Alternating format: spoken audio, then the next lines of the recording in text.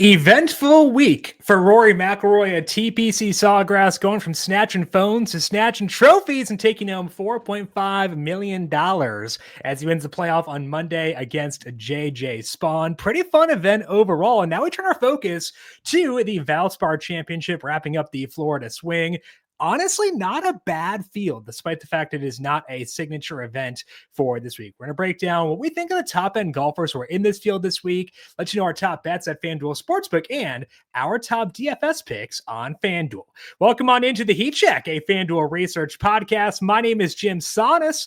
I am a managing editor for FanDuel Research, joined here as I am every Tuesday by Brandon Gdula. You can check him out on X at Gdula13. He is on Blue Sky at Gdula as well. Check him out over at FanDuel Research, where he is a senior managing editor. Brandon, Rory got it done at TPC Sawgrass. How you doing today? I'm good. Yeah, it was. I was a little torn because what a moment it would have been for JJ Spaun to go out. Kind of one of our guys we've talked about a lot over the years. I mean, if you're a good iron player, you're kind of by default one of our guys. But it's so hard not to root for Rory, in my opinion. I know he's not everyone's cup of tea, but I feel like he's got a lot of. There's been a lot put on Rory, and I feel like all things considered, he's handled it well. There's something about greatness in sports that I want to root for. And as much as there's that underdog story going into Augusta now, knowing that Rory just won the Players, like it's just a better storyline than if JJ Spaun got it done. So, well, is there a golfer outside of Tiger who has more aura than Rory, more buzz when they're in like elite form? I don't think so. Like Scottie Scheffler kind of ascended a bit last year, but like as far as like the guy who can generate the most buzz, I still feel like it's Rory number one in that list. I think it's like by a mile. Yeah. Yeah. I mean, if like maybe if Jordan Spieth had a resurgence and got there and he was like kind of the everyman plus golfer, but I think it's different with Rory, who was, started off his career so great. And then obviously he's going through this historic drought. So I think it's Rory, and I think that makes everything a lot more fun right now leading into major season. Yeah, definitely. One of the advantages of having the Players in March is kind of generating those storylines heading into the Masters. So going to be a lot of fun leading into Augusta. I spent Sunday night searching for the best Masters odds I could find on Rory. I could only get 8-1 that I could find, so I didn't bite, but knowing me, I'm probably going to nibble before we get to tee times at Augusta on Thursday in April. For today, though, like I said, not a bad field for the Valspar Championship. We're going to break down our thoughts on this course, get you our thoughts on Innisbrook Resort, the Copperhead Course, let you know what you need to do to excel at that course, break down our top bets at FanDuel Sportsbook, and again, the top DFS picks as well. But first, a reminder to make sure you are subscribed to the FanDuel Research Podcast feed wherever you get your podcasts. We're here every Tuesday breaking down that week's PGA Tour event, of course. We'll be here for the Masters as well, along with all the other events leading into it and after it as well. FanDuel Research Podcast, wherever you get your podcasts. Hit subscribe, and if you like what you hear, leave us a 5-star rating and review as well. Also, shout out to all of our new YouTube subscribers. Appreciate all of you as always. If you're not yet subscribed to the FanDuel Golf Betting YouTube page, hit subscribe there to get our insights for each week's PGA Tour event and some clips, some shorts on what we're thinking about that week's field. FanDuel Golf Betting YouTube page, subscribe, leave us a thumbs up. We appreciate those of you tuning in here on the YouTube side of things as always. Also, if you're looking for some men's college basketball insights, we did break down the bracket on Monday over on the Covering the Spread podcast feed with Dr. Ed Feng and Riley Thomas. Our thoughts on the women's bracket coming up with Aiden Cotter later this week. Thoughts on the Wednesday or the Thursday and Friday games with Aiden and Riley as well. So Covering the Spread podcast feed has all of your needs covered for the men's and women's college basketball tournaments. Check out that on the Covering the Spread podcast feed. The beauty of the tourney, it's the underdogs, the chaos, the stories that make you believe. It's why we love college basketball. And now FanDuel is turning the excitement up even higher. All through the first 2 rounds of the tournament, bet on the lowest winning seed of the day. You'll win a share of $1 million in bonus bets. Now, that's an upset you will not be upset about. FanDuel is the best place to bet on the tourney. You can bet on everything from spreads to money lines and team totals, plus so much more. Just visit FanDuel, America's #1 sportsbook, and back your dog of the day, because in March, anything can happen. Must be 21 plus and present in select states or 18 plus and present in DC. Opt-in required. Winning pre-live a moneyline wager on lowest seed required. Each $1 million jackpot to be split equally among all eligible winners. Bonus bets are non-withdrawable and expire 7 days after receipt. Restrictions apply. See terms at sportsbook.fanduel.com. FanDuel is offering online sports wagering in Kansas under an agreement with Kansas Star Casino LLC. Gambling problem?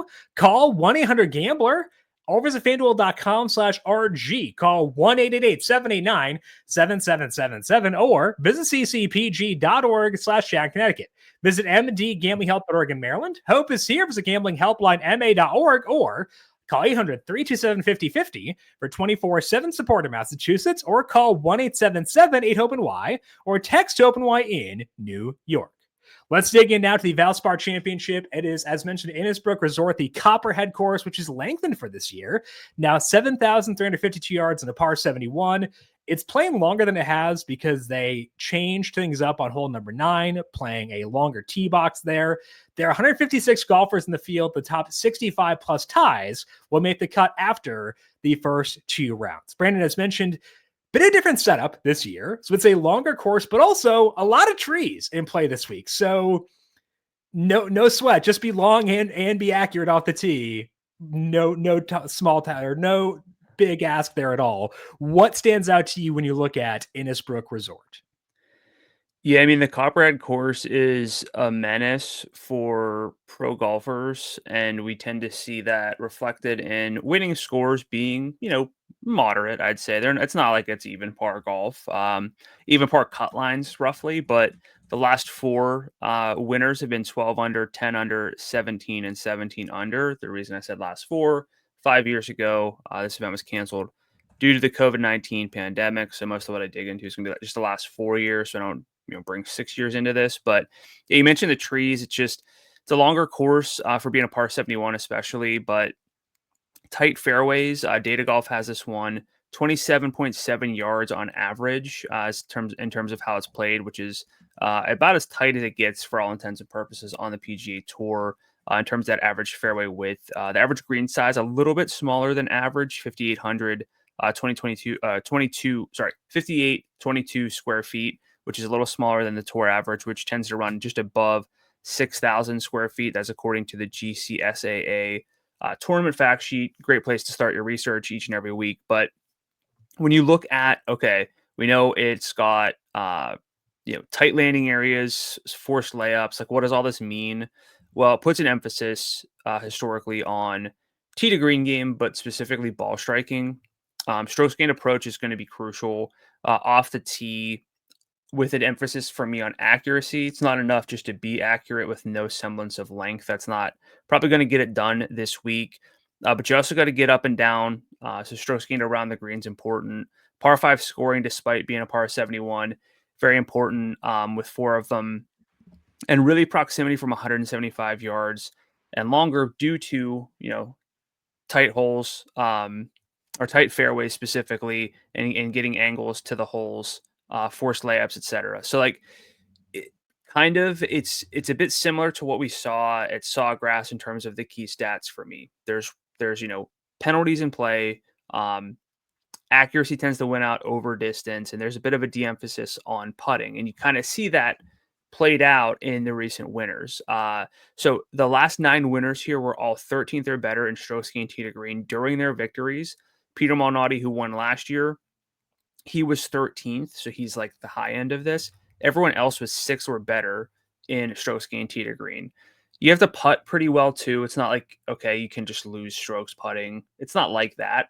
But the better, sort of putter out of the best tee to green guys are probably going to find success and be in contention come Sunday. You just can't really fake your way around Copperhead. And when you look at where you can make birdie and potentially eagle, it's really the par 5s. I mean, there's a 380-yard par 4, the 12th, so par 5 scoring is definitely a factor this week. And again, that proximity, which you can check out on PGAtour.com or Data Golf's approach skill tool, 175 plus, 150, 200 plus. Just basically these longer approaches, going to be important with the water, the tight fairways, the dog legs in play. So kind of a complete test of golf.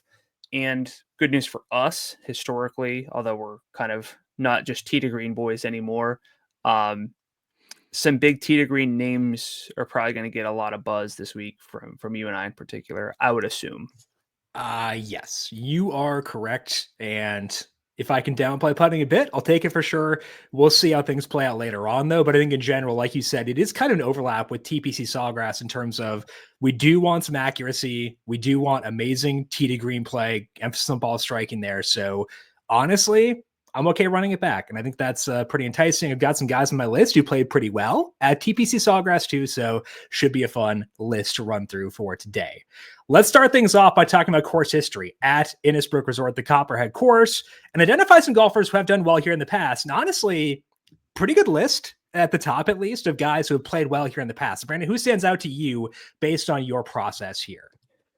Yeah, so I like to look at the last 5 years typically, but again, this year looking at the last 4 due to 2020's event being canceled. But at the top of the list, in terms of total strokes gained over these last 4 events at the Copperhead Course, it's going to be Sam Burns for sure. He's got 2 wins in that sample.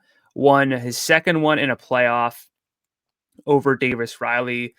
The year prior, he won by 3 shots with Keegan Bradley finishing runner-up. And actually, over the last 10 years, 8 of these have either gone to a playoff or were decided by 1 stroke.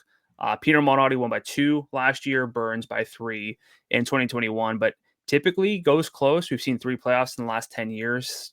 Whenever scoring's a bit tighter, that can happen. So some volatilities in play. It went Sam Burns' way in that playoff, but he definitely put some distance in front of himself in 2021 and the field. But finished or followed up those 2 first place finishes with a 6th and then missed the cut last year. Missed the cut on the number though, really struggled with driver. So kind of atypical in that sense. But right now, things are a little bleak for Burns, which, might just be a blip. Maybe he's coming back to a place where he's comfortable, everything's good, but was T48 at the Arnold Palmer Invitational and then missed the cut at the Players. Lost roughly 2 shots per round on average in those 6 total rounds in that sample. Like that's, even if you're not a data person, you first of all, probably don't know why you're listening to us, I guess, in that sense, but that doesn't sound good. And it's not. Like that's really, really bad for a golfer with his talent level and frankly, just for any pro golfer. So could be just some randomness. Drove it fairly well at the Players. He's peaking. He's a great putter, putted well in both of those, but just something to keep an eye on. I'm not blindly saying Sam Burns is going to play well here no matter what. Especially with other golfers who maybe, they don't have multiple wins over the last 4 years, but bigger names, good form, good results here. Next up on the list for me is Justin Thomas. His salary is $11,900 with Burns at $11,400 in terms of the DFS salaries on FanDuel, with Justin Thomas at 14-1 and Sam Burns at 30-1 right now on FanDuel Sportsbook to win this one outright. But Thomas, 64th, 10th, 3rd, and 13th. So 3 top 15 finishes for him in this span. He's actually got 5 career top 20s and 7 starts. He's gained approach in 13 straight events, putted well at the Players, but just kind of drove it poorly to finish T33. What? I think he said 4 every shot he took on Thursday. Like every shot he took, I'm pretty sure he had to yell.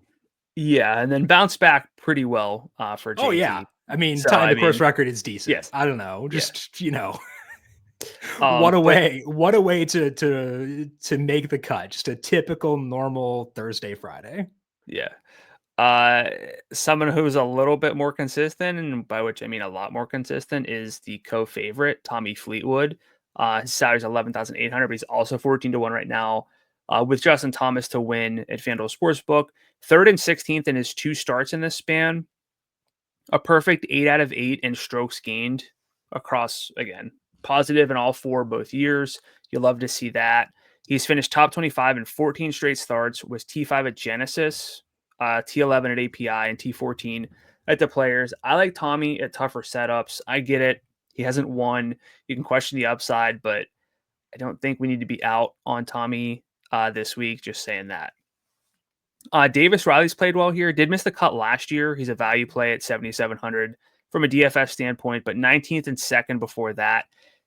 But really, really awkward if you dig in a little bit more. His second here in 2022 was with bad irons, but elite putting. Then he missed the cut last year with good irons and putting, but awful driver play. So it is what it is. But the form right now is kind of bad unless you think he's turned a corner. A lot of missed cuts for him, but in his recent finishes, T48 at the Cognizant Classic, T6 at the Puerto Rico Open, not the strongest fields, but T38 at the Players. So you don't have to be out on him. I would say take a longer look. Probably not going to be someone I get to. But maybe there's a little bit more to it. Maybe we uncover him. Maybe we need that $7,700 salary by the end of this. Xander Schauffele's played well here in his 2 starts, 5th and 12th. He leads the way in terms of FanDuel salary at $12,000. Finished 72nd at the Players with terrible putting and driver play. Kind of admitted that he's not playing good golf. Looks pretty good. TGL, shout out New York Golf Club, moving on to the championship. But T30 at Century, T40 at the Arnold Palmer, and then that 72nd at the Players in 2025. So probably kind of not getting a lot of buzz. Something to monitor for Xander for sure. KH Lee, here's one for like all the course history guys and fans and girls and just everybody. 7,000 is the salary. He's finished 9th, 19th, and 29th here. So he's either 39th or like negative 9th next. I don't know. But T29, so like that T29, T19, and T9 are going to get you like in the door. But he's missed the cut in 6 of his 8 starts in 2025, was 67th in Phoenix, was 9th at the Farmers with the hot putter. That's kind of all you can cling to. I'm out.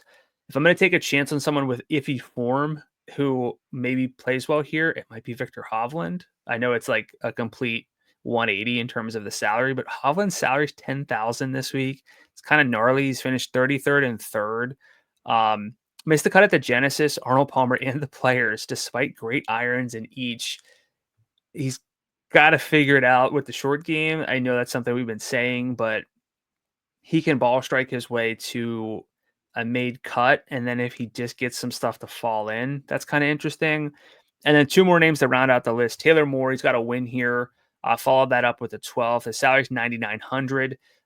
Did miss the cut in his first start here, but then bounced back with that win in T12 with great irons. But T33 at the Players last week, irons were good. He's not a great like long-term iron player, so a little bit hesitant there. And then Adam Schenk, 18th missed cut, 2nd, 33rd for him. Salary's just $8,000.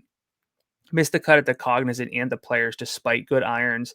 25th in Phoenix in the Farmers, 6th at the Sony. So kind of like a hot, cold kind of value play potential profile. Anybody on this list you want to dig into a little more? So I think the most pertinent names are the top names, but the reason why I think they're pertinent is actually due to their current form. So I kind of want to go straight into current form and outline the golfers in the best form, because a lot of the guys at the top of the salary pool, the top of the odds board, aren't going to find themselves near the top of the current form list, which I think makes for a fascinating setup, both for DFS and for betting. So kind of wanted to skip right to the current form section so we can kind of wrap that all together and talk about our view of the top of this field. Yeah, so I'm going to pull up the Data Golf True Strokes Gained query, which I do have already, but I wanted to get some context here. So over the last 12 months, Scotty Scheffler's a plus 2.28. And then Tommy Fleetwood. Or sorry, let me clarify here. I said Scotty. I was trying to pull up the top 150. Let me do that first. Top 150. Scotty's at 3.12. That makes way more sense. Okay. Like 2.28. What happened at the Players to try? Because he's like... But in this field, the leader over the last year is Xander at a 2.28 for context. Right. And then Tommy's a 1.75.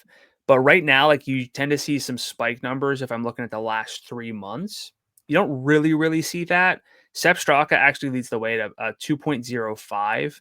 I knew Scotty and Xander's last names being too close is going to get me one of these days. I don't think it's ever happened. It's impressive it took this long, though. Yeah. I thought I had the right thing pulled up. I did not. And I knew Scotty would be number one over the the current, but he's not in this field. So imagine if anyway, he gave 2023 Scotty Xander's putter though. Like that's Scotty Schauffele would have won everything. Yeah, I mean, for sure. Maybe also, well, I won't say anything else about demeanor, but Xander seems a little more put together sometimes. Scotty was going through it. Scotty the hottie was back in full form last week. It was awesome. Okay. I don't think his caddy agrees, but I think it was awesome. So Sepp Straka leads over the last 3 months at a 2.05. So that's good. It's not phenomenal. And even though this is a pretty solid field, the best cherry picked like recent samples here still have some inconsistencies, I'd say overall. But Sepp Straka leads the way. Again, 2.05. Then it's Tommy Fleetwood at a 1.99. Shane Lowry 1.92. And Justin Thomas 1.82 before a drop off to Alex Smalley at a 1.57. So did you want to pause on these names? I did. And maybe talk about the absence of Xander and what else you're seeing up here? I think that what I'm seeing is vulnerability at the top. And what that does is creates more win equity for golfers further down the odds board. It also could create more opportunities for your guy Tommy, because I think you said he doesn't need to be as volatile high upside to win in this setup as he would last week at TPC Sawgrass. So his lack of ceiling may not matter as much here. And I think that's kind of intriguing. But Fleetwood, we know the upside. You can question that for sure. Justin Thomas has shown flashes recently, but is not, always capitalized on that, and did have that Thursday at the Players as well. Xander is hurt. I think that's impacting things. He's 16-1. Sepp Straka, adore him, was on him last week. Felt okay about that, honestly. But it's also Sepp Straka at 22-1. Corey Connors, 25. Irons for him, not as good right now as they typically are. He's still really good. But like it's not peak Connors in terms of the irons. I'm not going to besmirch Shane Lowry because I don't want to counteract or go against myself later on. Sam Burns talked about the form there. Will Zalatoris has played okay. Didn't have the best weekend at the Players, but like we've had his questions with him. Tom Kim, I think actually led in iron play at the Players. He was either first or second. It was Hoagie and Kim. It was the two Toms were at the top, followed by Lowry. But like it's a vulnerable top of the list. So what does that do for you? You can take this either for DFS or for betting when we've got a lot of question marks towards the guys who are the favorites and have the highest salaries for DFS. Yeah, I mean, for betting, I don't look just at the last 3 months. Yeah, I let a longer sample do the talking. It is weighted for recency, but that does kind of, when I botched reading the top, the top of the board, I mentioned like, hey, Tommy's second behind Xander with a little bit of a blend there in terms of recency. I think Tommy's like the best golfer in the field right now.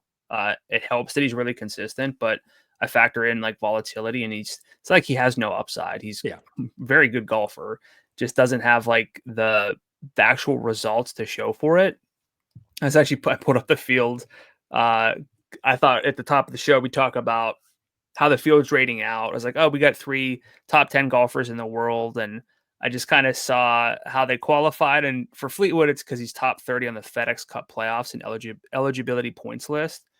For Xander, winner, JT, winner. So I was like, how far do I have to go down before someone's not in because of a win?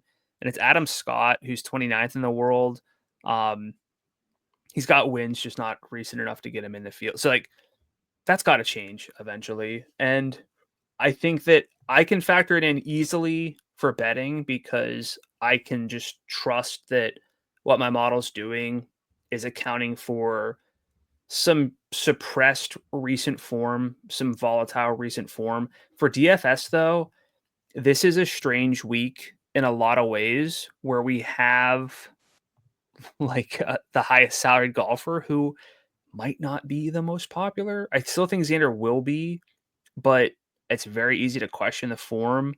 Don't think a lot of models are going to like him as much as they like Justin Thomas or Fleetwood this week. So I talked about this for the Players last week, wrote about it on FanDuel Research. I said, look, Scotty's the better process play, but Rory is a phenomenal tournament pivot. Mm-hmm. we kind of have some of that going on where Mhm. one of the three of these top names, in my opinion, they're relatively interchangeable. There's more reason to like Tommy and JT right now from a recent form standpoint, but Xander, if he's going overlooked, there's game theory there. Not all three of these guys are going to be super popular. There's not enough of a difference to avoid one of the three for me. So from a DFS standpoint, I will let that factor in. From a betting standpoint, Tommy's still my guy this week. Will you bet me JT over Tommy? Sure. Okay. So I have JT heads up. You have Tommy heads up. Do you want to go DFS points or just finishing position? We'll go finishing position.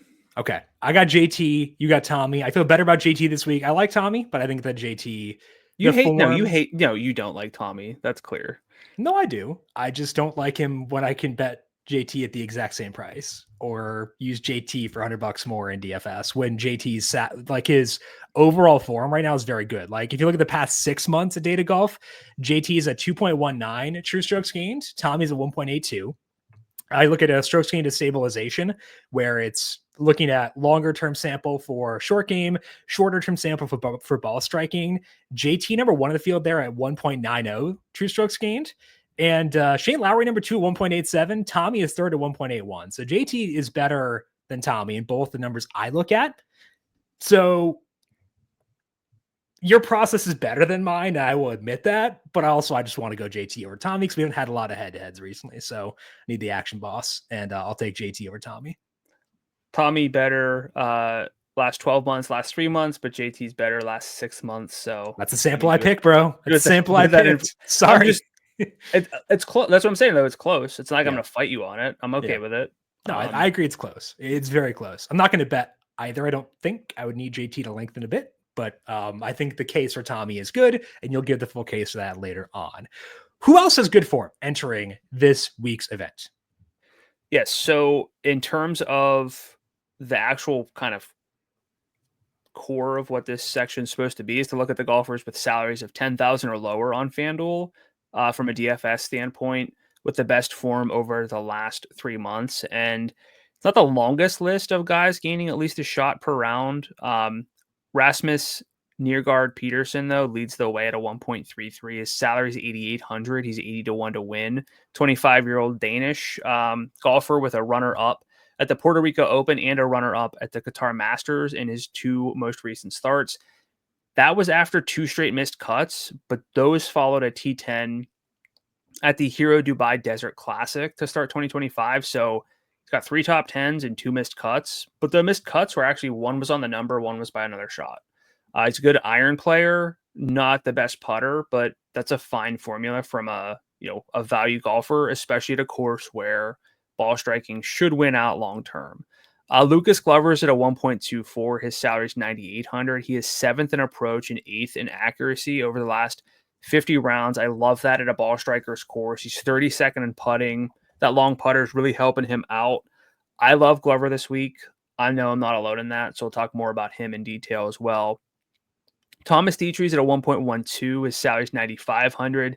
18th in putting, but 123rd in irons over the last 50 rounds. Don't love that. 1 in Phoenix with a really outlier week from his ball striking. 1.85 true strokes gained per round from approach. Again, 1.85. We talked about Sam Burns like being -2. It's kind of a high-end output, but that was the only time over his last 17 starts with ShotLink data where he gained at least 0.5 shots per round with approach. I don't want to bank on that long term. Jacob Bridgman, 8,300, 1.11 true strokes gained per round. The irons are kind of like he's kind of going through like a bit of a reversal right now. He's gained in 4 straight for basically a career season in terms of positive approach. He did miss the cut here last year in his only start, but might be turning things around in terms of the long-term iron play, which I love to see. And Steven Yeager, 9,500 is the salary. He's at a 1.10 strokes gained per round in this span. 20th at the Players, did miss the cut at the Arnold Palmer Invitational. T6 in Mexico. He's a great putter, but kind of subpar accuracy and tee to green game, though, so I don't love chasing that this week. Honestly, this is the section where I try to find my guys who might be rounding into something with lower salaries. I don't see a lot of that though. With Nirgard Peterson, obviously a guy playing primarily in the DP World Tour, I haven't seen him a lot on the PGA Tour. $8,800, not the most amazing field. We're in an era now where Data Golf has tools that can adjust to the fields you're playing against, so I'm more willing to trust golfers of his mold. Is he someone on your DFS radar at $8,800, given how good the form has been elsewhere? Yeah, and given how little else there is from a value standpoint that I love, the 8,000 range gets pretty bleak. The 9,000 range is kind of whatever. I think the low 9,000 range specifically is tough this week. Yeah, there's some names in the upper nines that I definitely don't mind, but at that rate, why not? Sure. Kind of take some chances. So, and it's more than just taking chances on a name that we haven't seen, hoping that nobody knows who he is, etc. But that profile, there's enough. Yeah. You compare that to someone like a Christian Bezuidenhout, who I'm fine with, but he's just so short game dependent. It's tricky. So, and the irons are a lot worse now than they were when I was infatuated with him last year. Yes, they are. Like I'd rather go Billy Horschel than Bezuidenhout, but we'll get there. Yeah. But yes, Nirgard Peterson's someone who's on the list for me. But these other names, I love Glover. I'm okay with Nirgard Peterson. Not necessarily enamored with the other names that I mentioned, though, which is kind of a problem for this week. I agree with you there as well. Weather for this week actually is, I think, pretty impactful because it does look like there will be a pretty significant edge for golfers with early tee times on Thursday because wind is going to spike throughout the day on Thursday. It's going to get like 11 miles per hour by 11 a.m., but it'll get as high as 16 miles per hour in the afternoon. It'll actually go the opposite way on Friday, where the winds decrease during the day. You don't typically see that. Typically, the wind follows the same pattern both days, which nullifies some of the advantage. That's not the case this week. So I actually, more than any tournament we've had in probably like a year, I actually do think there's a pretty big edge for golfers with early tee times Thursday/late Friday. I'm going to use it as a bit more than just a tiebreaker. I just checked, didn't see tee times up yet. But as you're listening to the show, I would at least check. Like if we say, hey, I want Justin Thomas over Tommy, if their tee times are flipped where JT has the late Thursday tee time, Tommy's early, I would have killed that head-to-head. That's a cash out on the Brandon versus Jim head-to-head app immediately because I'd feel pretty bad about that when things are that close. So I actually would, again, prioritize golfers. Not prioritize. I would give a decent edge, decent bump up to golfers with early Thursday tee times, bump down to guys with late Thursday tee times. The weekend is nicer, calm winds, no rain the rest of the week, so shouldn't have a situation where we have a delay like we had Sunday. But again, I would check tee times later to make sure we're giving a bump up to golfers with the later or with the earlier Thursday tee times. Let's take a look now at the betting board over at FanDuel Sportsbook and outline our favorite outrights for this week. Brandon, when you look at the win odds of FanDuel Sportsbook, who stands out to you as being the best bets for this week? I'm going to go Tommy Fleetwood at 14-1. I know how it sounds. I know he's got no PGA Tour wins, but this is a tough track. Tommy plays well at tough setups. 5th at Genesis, 11th at Bay Hill, 14th at the Players. He's got to bounce back after some missed short putts in the TGL playoffs against New York. Kind of brutal look for Tommy there, but he can do it at this course that rewards tee to green game. He's played Valspar twice in 2023 and 2022. His only starts here, 3rd and 16th respectively. If anybody that's upside. If you finish 3rd in a tournament, that's upside. It's going to break through for Tommy eventually, and it definitely makes sense for it to be at a course that rewards precision off the tee and good iron play. Over his last 25 starts, he's gained an approach in 22 of them. He's gained off the tee in just as many of them. He is one of the most complete ball strikers in the world. The putter can come and go, but for me, Fleetwood has it. And yes, I understand that JT has that like single round upside. He can put everything together. I just don't know if this is like, I would rather have Tommy this week due to the questions that are being asked. And I don't think Tommy's going to play his way out of this. And some guys might. Not saying JT's not singling him out, but I think some guys might play their way out of this, I don't think that's what's going to happen to Fleetwood. Well, we talked about the shakiness up top, and that benefits, or Tommy benefits from that because it takes away fewer like high upside guys at the top, and a higher baseline, lower volatility can succeed there. It's kind of like him versus JT as far as like guys in terms of like combination of form and stuff like that. You know, Sepp Straka is a tier below as a baseline. I love Shane Lowry, but he's a tier below as a baseline.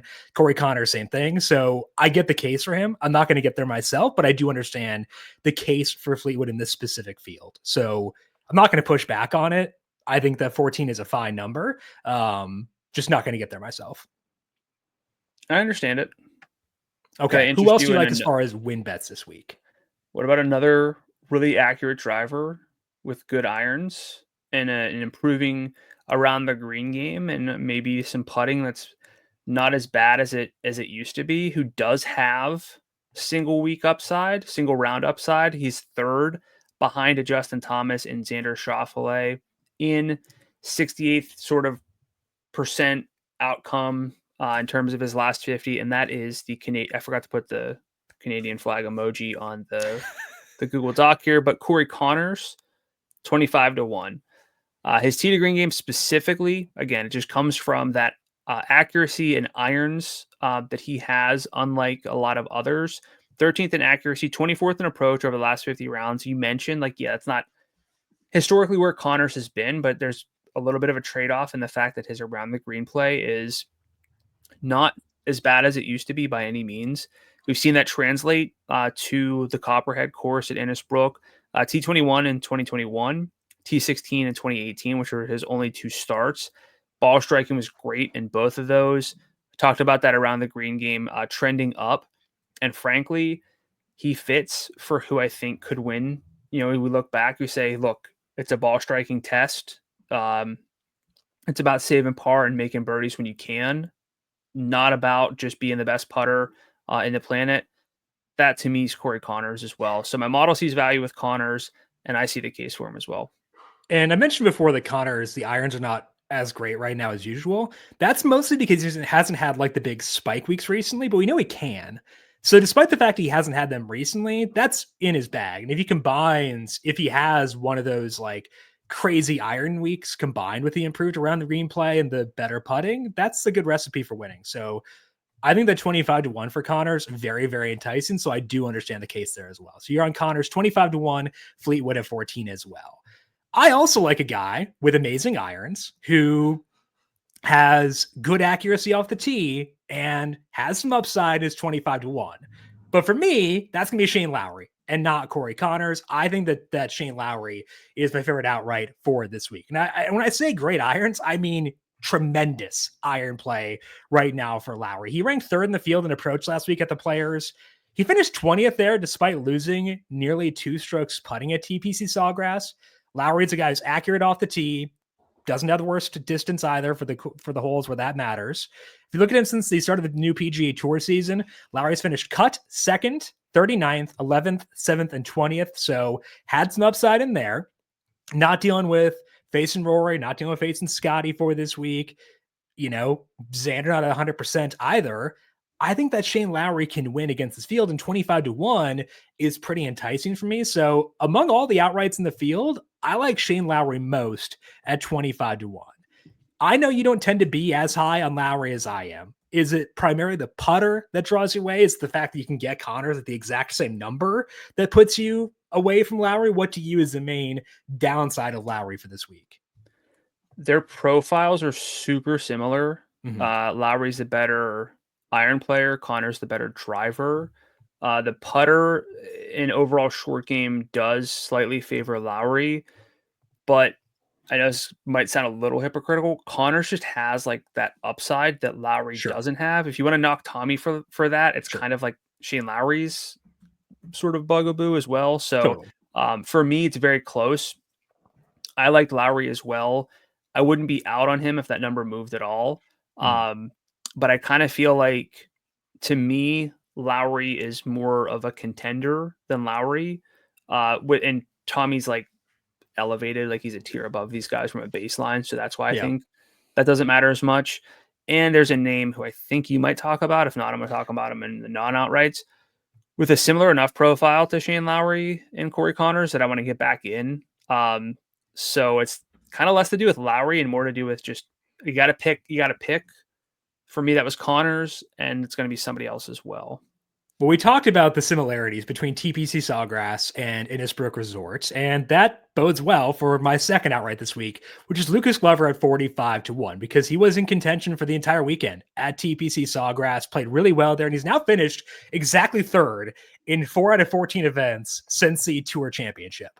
He's done that via the route we want with tremendous irons.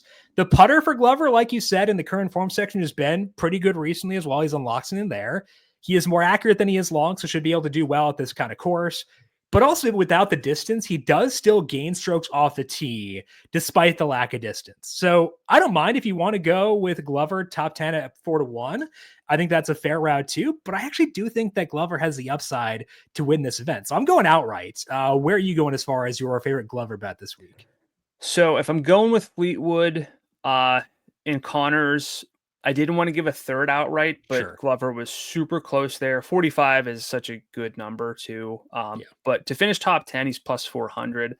Love that. He's 8th in accuracy, 7th in approach, 32nd in putting over the last 50 rounds. He's got the tools. Just kind of another one of those names that if Glover wins, it's going to make sense looking back where, yeah, he's a good enough putter to get it done.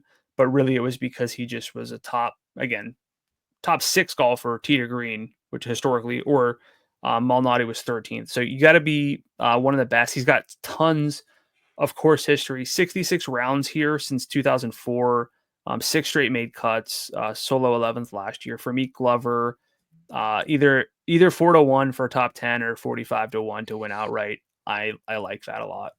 Yeah, I think that he's in play for both. So you put a bid on the outright, put the rest on the top 10. I think that makes sense for Glover this week. I am very okay with that. So my two outrights are Lucas Glover 45 and Shane Lowry at 25. Outside of Glover, which other non-outrights stand out to you this week at FanDuel Sportsbook? Didn't see a ton, but I'm going to go with Billy Horschel, top 20 at plus 360. The form right now isn't exactly what you call great, but he's really being treated as like an afterthought. He's still a positive golfer in all 4 strokes gained categories. His history at the Copperhead Course is kind of spotty. He's got 3 missed cuts out of 5 starts, but didn't play it since 2018 until last year when he finished T12. Again, plus 360 to finish inside the top 20. He's 8-1 inside the top 10. Probably not getting there in terms of, okay, nice plus 350. So still good there. Still good enough there. I did publish my article recommending this. Well play. But for me, like Horschel's got a solid game. He's kind of an arbitrage play from some of these other all-around golfers right now, in my opinion. So for me, Horschel plus 350 to finish top 20 is my second non-outright for the week. Okay, that's in addition to the Glover top 10 at 4-1. I've got a couple of guys who talked about who have been heat check favorites at some point. I like them both top 20. The first one being Max McGreevy. McGreevy right now at FanDuel Sportsbook. I think he shortened. He is 3-1. I still don't mind that. 3-1 for McGreevy to finish inside the top 20. Finished 20th the players last week. He gets there via good accuracy. Helped him gain 1.64 strokes per round off the tee last week, according to Data Golf. So really good driving week for McGreevy, again, at a course where accuracy does matter. Also gained 1.59 on approach. So got a top 20 last week, despite some really bad putting. McGreevy's finished inside the top 20 in 3 out of 8 events since getting his tour card, which does not count his win on the Japan Golf Tour, which isn't this span, but was not on the PGA Tour. So he's been up here pretty often. He gets there primarily via good ball striking. I like that formula a lot. So despite the fact he is short at 3-1, do still like Max McGreevy for this week. Other guy is typically your boy, Andrew Putnam. Now, we tend to go towards putting him at events where off the tee play doesn't matter as much. That's not the case this week. It's more so the fact that accuracy matters than anything. So like from a setup perspective, I don't think he benefits. It's more so I just like what he does from approach through putting. It can help make up for the concerns that he has off the tee. Even when you account for the poor off the tee play, his overall strokes gain numbers are still really solid. They're not amazing because losing strokes off the tee is not recommended, but he's basically really good on approach, around the green, and putting. You just need the driver to be less hideous in order for him to have a good event. And we're not asking a lot out of him to finish top 20 in this field. He's plus 450 for that. So it's not like the setup that I like for putting him. It's more so just, I think he's a good overall golfer and he can help make up for his struggles off the tee by being good elsewhere. And maybe he doesn't lose as much this week with the driver as he typically would. So putting him top 20 plus 450, whether or not outright this week. Any thoughts for you on either McGreevy or Putnam this week? Yeah, McGreevy's been striping the irons. He's someone that I'm interested in from a value play standpoint. In terms of DFS, Putnam, top 10 golfer in strokes gained approach through putting over the last 50 rounds. So also does enough, I think, to be competitive. Just sort of the eternal value play, Andrew Putnam, eternally my guy. Well, I don't want to say that, but he's my guy and has been for a long time. All right, so I got Putnam top 20 plus 450 and Max McGreevy top 20 at 3-1 for this week. Let's finish up by talking about our top DFS plays for this week over at FanDuel Sportsbook. As we mentioned before, really interesting dynamic at the top, where Xander Schauffele is the highest salary guy, but not in amazing form right now. He said he was trash on Friday after his round finished up, and then the weekend kind of validated what he said. So how are you handling the top of the board this week in DFS? Because I like JT. My firmness in that is not high. So how are you viewing the top of the board right now? Tommy, JT, and Xander in that order, I think. I want things in terms of consistency. It's pretty wild to think Xander's not clearly the number one, but it's self-admitted like he's not good and he's coming like he's injured. Now, for the most, like he's had good ball striking stats, at times since returning. The putting like kind of has not been there at times, which is very atypical for him. Like the distance is still up, so it could be one of those where he thinks he's playing worse than he is just due to the short game kind of leaving him. So I don't want to be out on him by any means. If people were like, okay, Xander's not one of the two co-favorites and he's the highest salary golfer, going to kind of look elsewhere to start my lineups, that's whenever you play Xander. Yeah. He's still third for me from a process standpoint, but from a differentiation standpoint, again, if we get it's early Tuesday, we still have some time to like figure out what sentiment is. Xander is the pivot, but Fleetwood is the anchor for me. Is Schauffele as appealing as a pivot as Rory was last week? Because we kind of settled on like, yeah, people are probably going to be off Rory because Scotty's here. It's not a week where you need to be amazing with the driver. I thought that made Rory a pretty appealing pivot last week. I don't personally view Xander as being as appealing as Rory was. What about you? No, because Rory was pretty much every bit as good as Scotty in different areas. Xander might be struggling, might still be hurt, so it's not, but it's the same idea. Just Rory was such an, I don't want to say obvious because it sounds like, but in hindsight, it was easy to see, but also that one a little bit beforehand, Rory was just playing such good golf. Yeah. Okay. So I'd agree that Xander's third. I'm going to go JT over Tommy, but pretty much in lockstep outside of that. As we scroll down further, anyone else catching your attention in the 11,000 range? I don't mind Straka at 11.6, but with those three names there, I'm probably not going to get there personally. Okay. It's going to be Shane Lowry and Corey Connors that I would go to next. For me, again, it's Connors. I know for you, it's Lowry. Not a huge margin, but I don't envision starting lineups with one of these two names. I kind of want to start all my lineups with one of those top three. Yeah, I think that what I want to do is start with JT, then go to Lowry second at 11-1, just because the iron play, as mentioned, is so good right now. He's got the accuracy. I think that your criticism of the upside is fair and accurate, but at 11-1, it's different discussion than we have with Fleetwood at 11-8. So I don't mind that for Lowry at 11-1. I'll go him over Connors. I'm not going to ask you for a second head-to-head because both Connors and JT have higher salaries than Fleetwood, and I don't want to fleece you $300 in salary on those two guys. If you want it, I'll take it, but I'm not going to offer it in that regard. But I do think that a start of Lowry and Thomas is pretty appealing for me. Wait, what were you trying to offer me? Lowry over Connors in addition to our JT over Tommy. Yeah, I'll take it. All right. And then maybe you'll stop yelling at me every time I try to do a head-to-head and you're talking to me about $100 in difference in salary. Well, I'm not the one who's losing in this scenario, so I'm not going to yell about it this time. If I benefit from it, it's okay. Is that finish or FanDuel points? Let's go. I don't care. You pick. We'll just come to and finish for Fleetwood All and right, Thomas. cool. That works for me. Anybody in the 10K range below Connors? Yeah, I mean, I'm not out on like Michael Kim just due to the like one. I think he's too tired. I think he's playing a lot of golf. Will Zalatoris really could have made a run until he just ran into disaster. Not there with Spieth, not really there with Tom Kim. I think Zalatoris is an interesting tournament play for anybody who didn't really see what happened. It was basically one bad hole and then everything got shook, but still don't really love the putter. I know that's kind of okay this week to a degree, but for me, it's probably JT Poston at 10-2 to save salary in the 10K range, but even that is a little bit more shaky. So yeah, I'm not seeing a lot in the 10K range. Probably would lean towards Zalatoris if I had to pick, but feel like I'd rather go elsewhere personally and kind of concentrate on, maybe go to more top heavy and get to Straka up there instead of when I deviate off Lowry or Connors, I'd probably rather get up to Straka for my second guy than dip down here.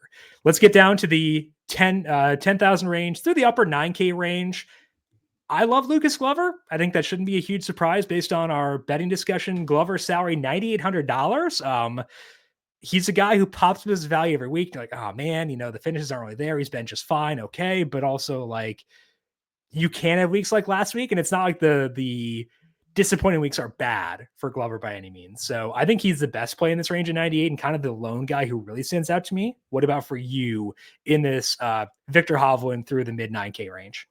Yeah, it's really Glover. He's going to be a love for me. And then like between Hovland, who again, I get it from a tournament standpoint. If you just put the short game together, could be really interesting, but nobody else is particularly jumping out to me until maybe Jacob Bridgman at 93. And then we're getting into the more value tier as opposed to like sort of Lucas Glover still in that big dog tier. If you really find like a one binary line to cut things down. Yeah, I agree with you where there is a drop off there. The one guy I like was interested in was Steven Yeager at 95. Couldn't quite sell myself. It'd be more so like, okay, I've got 95. I guess I'll use Yeager. I do think Bridgman is interesting at 93. I don't mind Bud Colley at 93. Maybe I'm caught up in like the story of Bud Colley being back from the players, but I think that's kind of where things pick back up is at 93. Colley, I will note, did compete last week primarily because of the putter, which could be a reason to downplay him at 93. But I think this is where things start to pick back up is in this 9K range. So it's not like Bridgman is the guy for you there. Yeah, Bridgman, again, the irons are kind of just with an uptick. He's gained a lot over his last 4. Good with that for Bridgman compared to some of these other names. Yep, I agree with that. So let's go down to the value tier. Guys at 9,000 and lower. We already talked before a bit about Rasmus Nørgaard Peterson. I actually do think there are a couple of guys I like down here. I like the 8K range more than the lower 9 range personally. So which value plays are you turning to this week? I would say Nørgaard Peterson is doing enough to make the list for me. Definitely not out on Billy Horschel. Though that's more of a head-to-head, grind it out, make the cut kind of play than it is sort of a tournament play for me. And then I get to Max McGreevy, who you shouted out first in the non-outright section at 87. The irons are just pristine right now. You love to see that. And then kind of going the other way with it, Matt Kuchar at 85, really accurate. The irons are still quite good for him. And then I think Andrew Putnam at 82, like kind of the 4 or 5 names I'm looking at the 8K range, which is a lot more than I see in the 9K range below, that cutoff. So. Yeah, I agree with that. Putnam, as you said, $8,200. Kuchar checking in $8,500. In addition to Nørgaard Peterson, the guys that like a bit more than him, I do like Nørgaard Peterson too, but I like McGreevy a lot at 87, as we alluded to. He'd be a love for me personally. 87, talked about him in the betting section as being a guy who's just got really good irons. He has played here twice, made the cut back in 2022. So despite the fact he recently got his PGA Tour card, has played here before. So that's a good profile for me. But also Joe Highsmith, $8,800, just playing good golf right now, accurate. He's got good irons. He's benefited from a hot putter recently, so could downplay the finishes, but the ball striking has been good too outside of the Arnold Palmer where he missed the cut. Look at the other ones, 17th, win 20th. in the other events recently for Highsmith. The 20th was at the Players last week. So like Highsmith 88, like McGreevy 87, like Nearguard Peterson. So that also kind of backs up what I said before, where rather than dipping into the 10K range outside of Connors, I'd rather get up to Straka for my number 2 than settle for someone in the 10K range. Maybe even go like Justin Thomas plus Fleetwood at the top end, rather than living in the 10K range personally. So who are your loves for DFS this week? Loves are going to be Fleetwood, Connors, Glover, and probably now McGreevy. Okay. I'll keep McGreevy in there too. I love Glover, so we're in lockstep there. Love Lowry, love Thomas. I think those are the 4 loves for me are Thomas, Lowry, Glover, McGreevy. Pretty high on Highsmith and Nearguard Peterson too. So like, again, don't mind the value range this week at all. But that is where we settle in there. Let's finish up with our win picks for this week. I'm guessing you want, who? You won. Oh, Straka just shortened from 22 to 16. Xander shortened to 12. Did someone withdraw? There's a lot of stuff moving. Wow. Okay. Never mind. The odds boards are all over the place. So I won the head-to-head, which, man, they are just flopping everywhere right now. Okay. I'm going to compose myself. Ooh, interesting. Justin Thomas lengthened to 16 to 1. Huh. So I can pick first. Yes. I don't think we're going to overlap, so now I'm worried. I'm going to take JT at 16 now that he lengthened. I still like Glover at 45. He's 55 now. Dang. But now that JT's 16, I think I got to take that. So I'm going to go JT 16 to 1 to win this week. And Tommy's not 12. What is this? Yeah, I'll go Glover then for sure. Okay. Yeah. At 55. I can't blame you. Yeah. Why do these all change? It's drastic.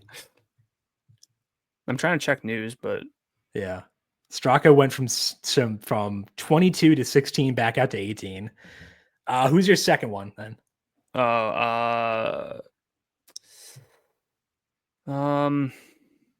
Corey Connors also did lengthen to 33. Yeah, give me Connors then. Yeah, and I'll go Lowry. He also lengthened 33. So Lowry and Connors both lengthened to 33. Justin Thomas lengthened to 16. Schauffele and Fleetwood shortened to 12. I'm guessing, and then Straka shortened too. So I'm guessing that's what led to the disruption in the odds. But your other one being Lucas Glover, 55 to 1. I think those are pretty good odds for Glover. So it was a tough choice between him and JT, but I think that both those are good bets for this week. Any final thoughts for you on the Valspar before we close up shop for this week?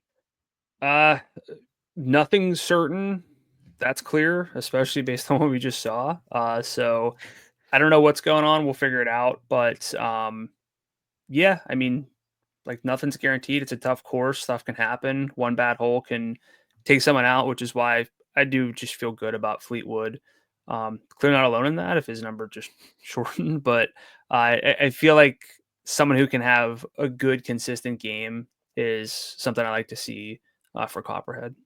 All righty. That is all that we have here for today on the Heat Check. Back with you once again next week on Tuesday to break down next week's PGA Tour event. So subscribe to the FanDuel Research Podcast feed and check out the FanDuel Golf Betting YouTube page. Turn on notifications and subscribe there. Leave us a thumbs up if you're watching YouTube. We appreciate all of you as always. Brandon, if people have questions for you on social media, where can they find you there? I'm on X at Gdula13, GDULA13, and on Blue Sky at Gdula. And I'm on both X and Blue Sky at JimSannes. You can find FanDuel Research on X at FanDuel Research. Want to give a big thank you to our YouTube producer, Justin Lane, for his work on the video side of things. Thank you, Justin, as always. And thank you to everyone for tuning in. Good luck to you with your bets and your DFS picks for the Valspar. We'll talk to you once again next week. This has been the Heat Check, a FanDuel Research podcast.